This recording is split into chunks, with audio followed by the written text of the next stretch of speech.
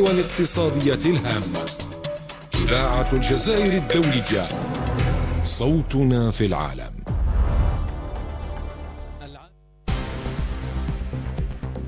With Radio Algeria International, you will not miss a single major political or economic event. Radio Algeria International, our voice in the world.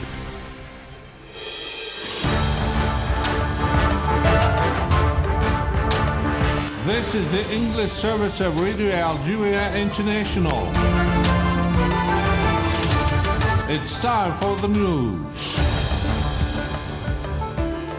The death toll in the Gaza Strip rose to 1,055 today, according to the Palestinian Health Ministry, after an increase in Israeli bombardments of the besieged Palestinian enclave. The Minister for Foreign Affairs and the National Community Abroad, Mr. Ahmed Attaf, is in Cairo, Egypt, to take part in the urgent ministerial meeting on Palestine of the Council of the League of Arab States. And the gas exporting countries forum warned against misguided calls to halt investment in natural gas. Hello and welcome to Radio Algeria International. I'm Jamal Osmani. The death toll in the Gaza Strip rose to 1,055 today, according to the Palestinian Health Ministry, after an increase in Israeli bombardments of the besieged Palestinian enclave. We have at least 1,055 martyrs and 5,184 people suffering from serious injuries, said the ministry, in a new death toll revised upwards 4 days after the Palestinian resistance movements launched a major offensive against Israel. The Minister of Foreign Affairs and National Community Abroad, Mr. Ahmed Attaf, is in Cairo, Egypt, to take part in the urgent ministerial meeting on Palestine of the Council of the League of Arab States. A statement from the ministry said the meeting is held at the request of the State of Palestine with a view to the deteriorating situation in the occupied Palestinian territories following the Zionist aggression against the Gaza Strip, a request supported by Algeria and other countries. Meanwhile, UN officials in charge of the Palestinians have discussed in Cairo, Egypt, means to ensure access of services and humanitarian aid to the Gaza Strip through Egypt, which controls the only crossing point not controlled by Israel. At war against Hamas after its surprise offensive against Israel kicked off on Saturday, Israel imposed a complete siege on the 2.3 million inhabitants of this portion of land ravaged by war and poverty.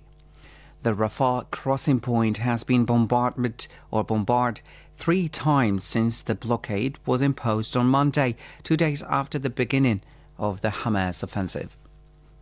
Thousands of people from the Palestinian, Arab and Muslim communities have taken part in massive demonstrations in the United States, Ireland and Sweden to denounce the Zionist entity's criminal aggression against the Gaza Strip and the occupied West Bank. In the United States, mass demonstrations took place in New York, California, New Jersey and Minneapolis. In the Irish capital Dublin, a huge march was organized by human rights activists and members of the Palestinian, Arab and Muslim communities to denounce the violations and massacres by Zionist forces against Palestinian civilians in the Gaza Strip and in various towns in the occupied West Bank. Taking part in the demonstration, the leader of the Irish Left Party, Richard Boyd Barrett, denounced in particular the double standards practiced by the leaders of European countries, including the Irish government. In Sweden, the city was the scene of a massive demonstration at the invitation of the Palestinian community and the Palestinian Swedish Coordination Group against the killing and destruction perpetrated by the Zionist war machine.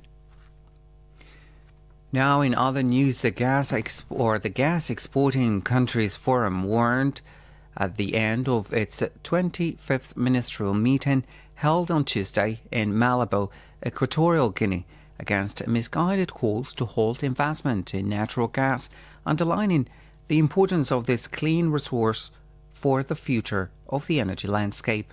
More with Said Bouhazi.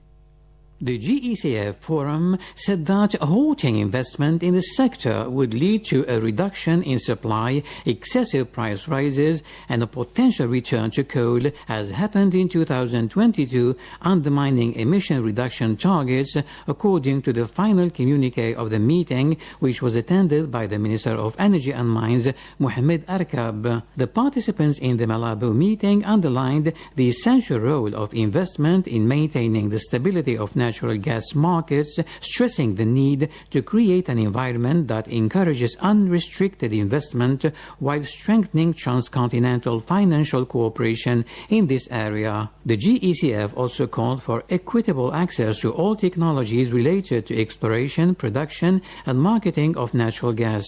With regard to recent developments in the gas markets, the ministerial meeting noted with satisfaction the steady growth in demand for natural gas and the increase in the number of countries importers of liquefied gas.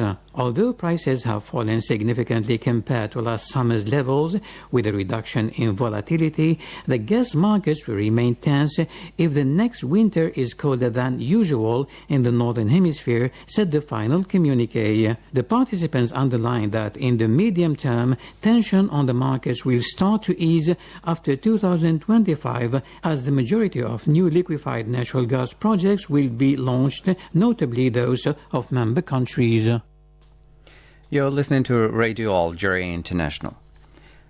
Prime Minister Ayman bin Abdurrahman has praised the spirit of responsibility shown by the members of the two chambers of Parliament in their ongoing monitoring of the government's activities and their contribution to the achievements made.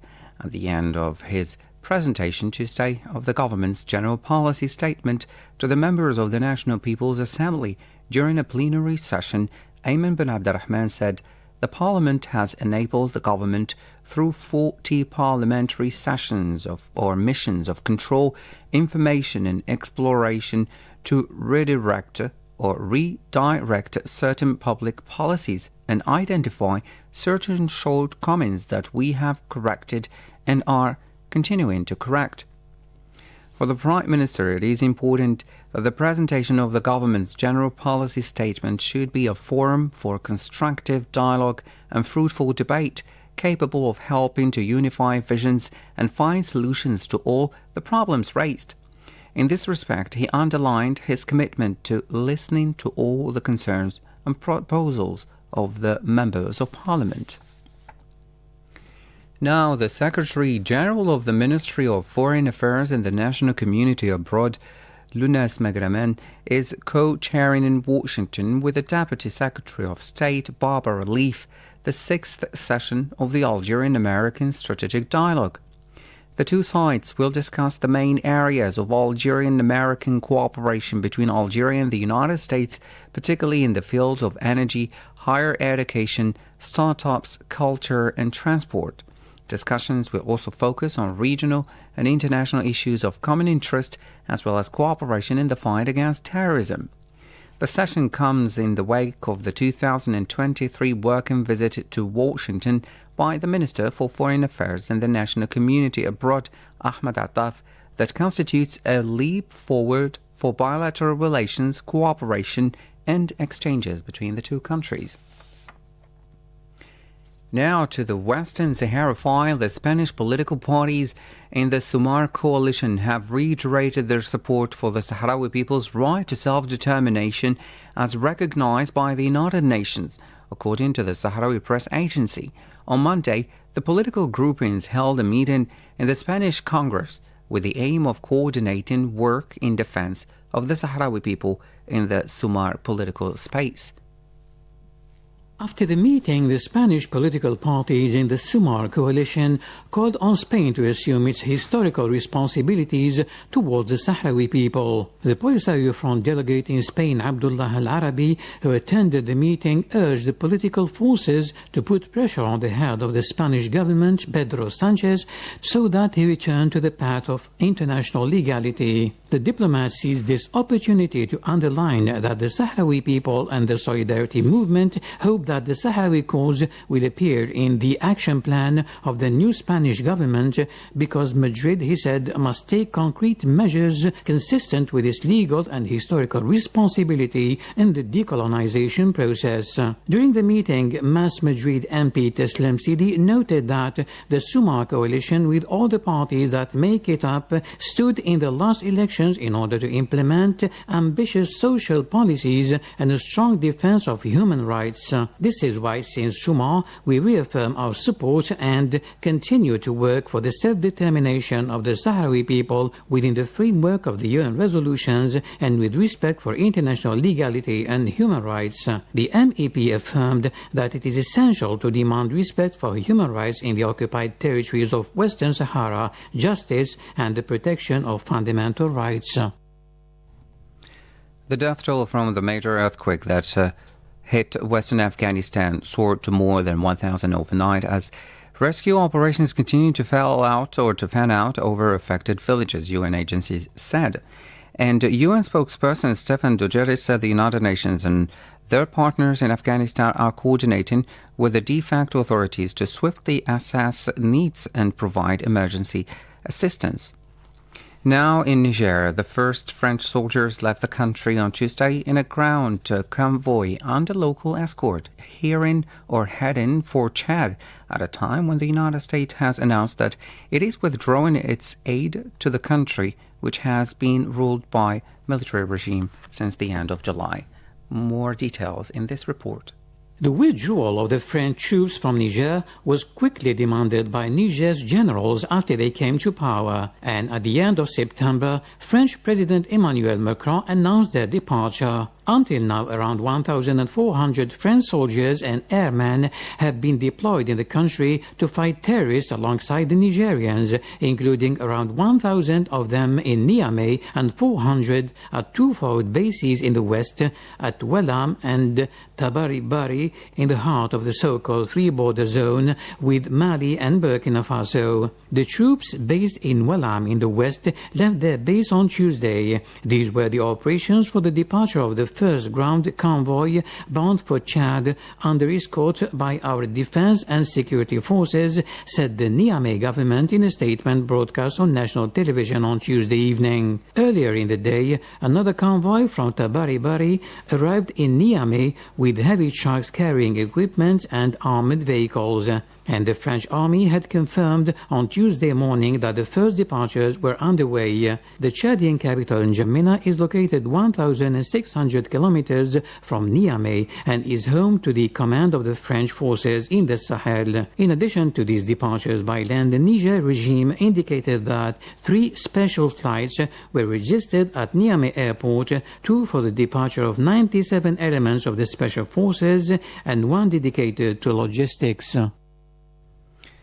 You're still listening to Radio Algeria International.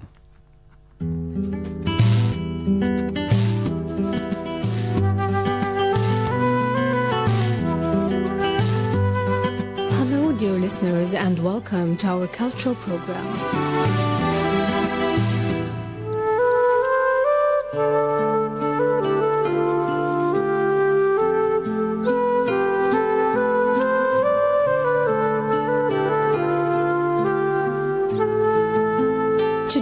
Talk about a novella written by Mouloud Firaoun, an Algerian writer that was born in 1913 in Tizi Ibil in Tizi Ouzou, Algeria. He became a schoolmaster in Algeria and was assassinated on March 15, 1962, a week before the War of Independence ended.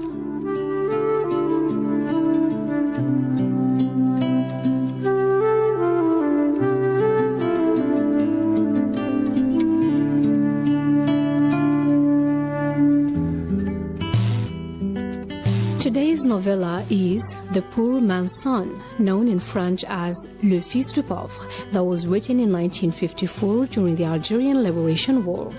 The Poor Man's Son is largely autobiographical. The main character's name, Foroulou Manrad, is almost an anagram of Mouloud Firaoun.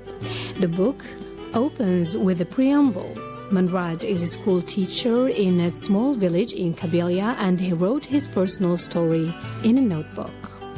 The first part of the novella is a first-person narrative, with Furulu telling about his childhood.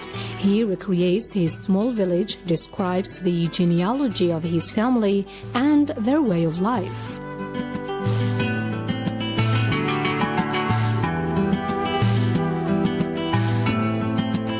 Like a gifted storyteller, he makes us hear and see life in this remote part of Algeria. He describes the streets and the houses, the family clan and its living together, the bickering and even jealousy between his mother and his aunt. As the only boy, he was cherished by his parents and was always put first. His sisters didn't have the same position in the family, and he had better food and better care, something that he was aware of at a young age, as he tells the reader in this passage, quote, "Since I was the first viable boy born in my family, my grandmother peremptorily decided to call me Furulu, from to hide. This means that nobody in the whole world could see me until I'd crossed the threshold of our house myself on my own feet." Unquote. That's how important he was to his family.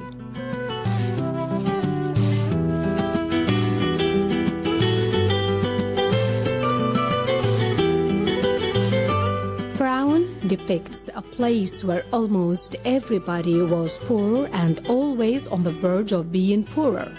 Any accident or illness preventing the adults to work could lead to starving.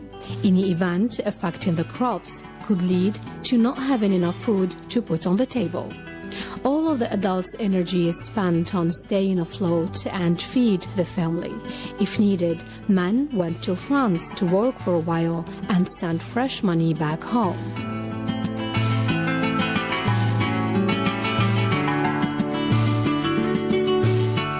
Firaun weaves a wonderful tribute to his aunts, as he loved spending time in their house. They were artisans creating potteries and baskets with artful drawings. He remembers their craft and their affection. Unfortunately, one of them dies while giving birth, and the other loses her mind from sorrow and disappears forever, leaving young Firaun deeply touched and deprived of the unconditional love he received from them. Their love was shown not only in their care but also in the stories they related to him, that surely played a major role in widening his imagination to make him become an author himself.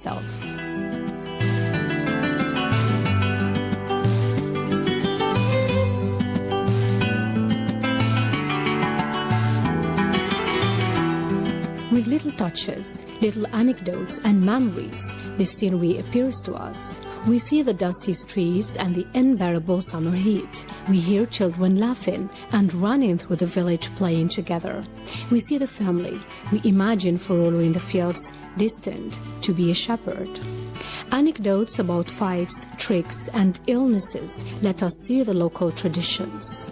The presence of the French occupier back then is only palpable in some areas like the school system and the police, as the villagers did their best not to involve the French police in their quarrels.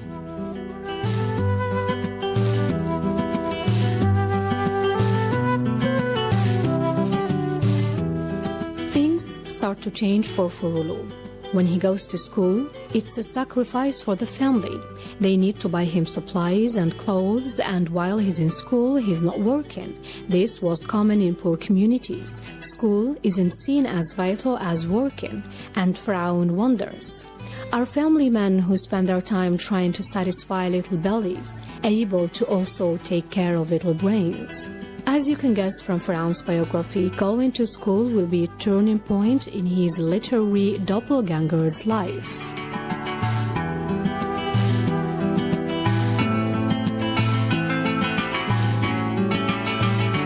Furulu's school teacher in the village made him participate in a competition to win a scholarship to go to the college or junior high. This was common practice in the French school system of the beginning of the 20th century during the French colonization to Algeria. School teachers were on a mission to detect only lucky, bright pupils to help them go further. It was also a way to have candidates to enter the École Normale, the state network of schools that trained future school teachers. That's what Manrad and Faraon did.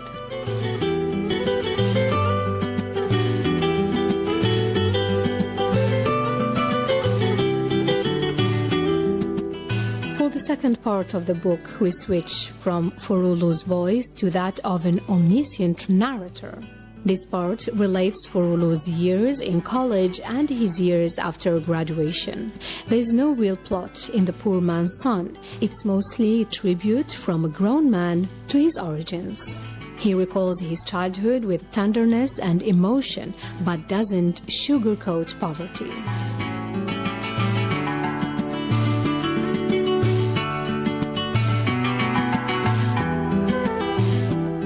The Poor Man's Son is a novella that brings history and art together and immerses the reader in the world of a young boy whose destiny was different from that of his surroundings. And despite the sorrow and suffering revealed in the book and the tears that may be shed by the reader, The Poor Man's Son remains worth of the reader's time for the information and the artistic style of the life story of a writer as popular as Mulud Faraon.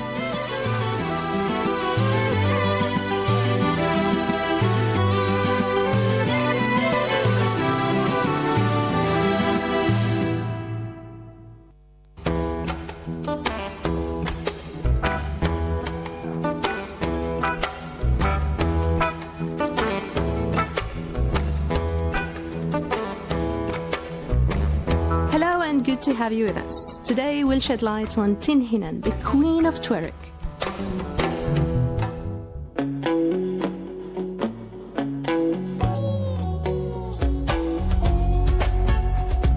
In 1925, in Abelsa, the former capital of Hogar, archaeologists discovered inside burial vault a skeleton of a well-preserved woman, as well as funeral furniture and gold and silver jewelry. The archaeologists believed the grave, which dates back to the 4th century, contained the remains of Tuareg queen Tin Hinan. The discovery made researchers and writers dream. We will try to tell the story of this historic influential figure that the Tuareg call the mother of us all.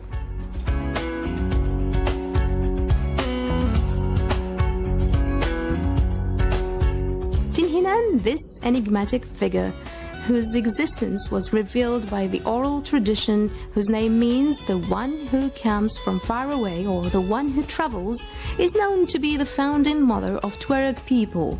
Through the ancient tales told by her descendants, the men of the desert, we can draw her picture. A very beautiful woman, tall, having perfect face features, fair-skinned, with big eyes, a keen nose. Thus, she looks like a person evoking beauty and authority at the same time.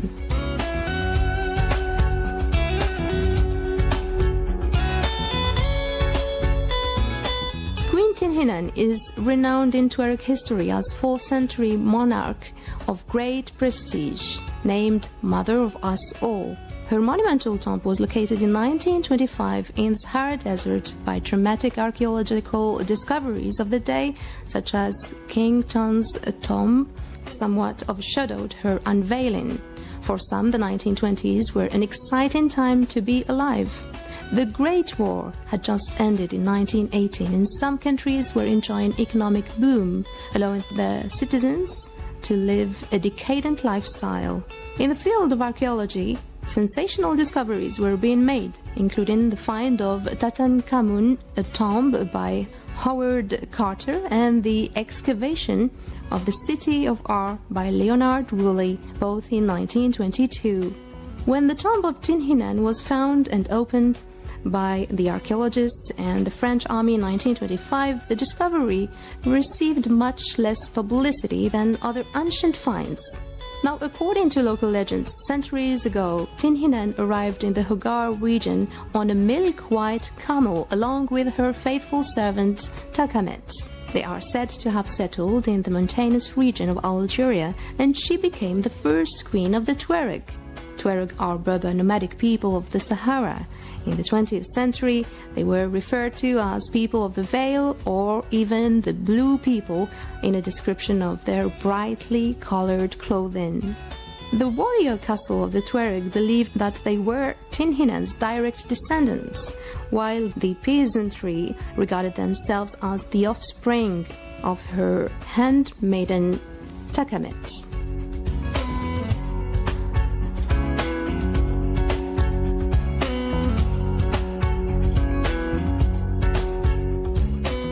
A thunderstorm that broke out suddenly during the expedition gave fuel to the superstition that angry jinns, which are supernatural creatures made of smokeless fire, were avenging the desecration of Tinhinen's tomb. The storm soon passed, however. The archaeologists continued their works. The tomb contained a number of rooms, though it had only one entrance. Based on its plans, it has been suggested that it was originally a Roman fort. Some have even linked this structure with the Roman raid into the Sahara under Lucius Cornelius Barbus in 19 BC. When the Romans left the area, the fort may have been reused by the locals, eventually becoming a tomb. In the southwestern corner of the tomb, archaeologist D. Prorock and his team came upon the first room. Within this room was a grave beneath 9 irregular slabs of stone. When these were removed, archaeologist D. Prorock found the skeleton of a woman with her legs crossed and head tilted slightly to one side. The deceased once laid on a wooden platform and was covered by a red leather coat, thought this had long crumbled into dust. The right arm of the woman was adorned with 7 heavy silver bracelets, while her left had 7 gold ones. Other jewelry, including beds of turquoise, garnet, amazonite, and cornelian, were also found in the tomb.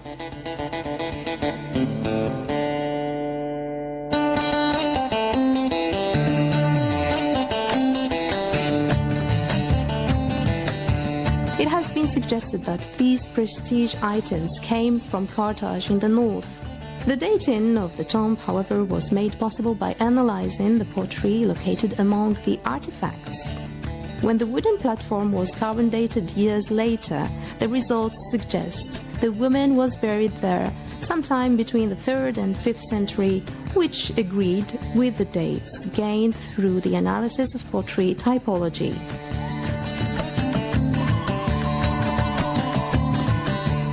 Of objects in the grave indicates that the woman buried there was almost certainly someone of high status in her society. Yet, apart from local tradition, some argue that there is nothing else to prove that the skeleton belongs to Tinhinan. Regardless of the woman's identity, this would probably not affect the respect that the Tuareg hold for their great ancestors. One of the ways Tinhinan is honored today is the celebration of the Tinhinan Festival, a tribute not only to this queen, but also to the role that women play in Algerian society today.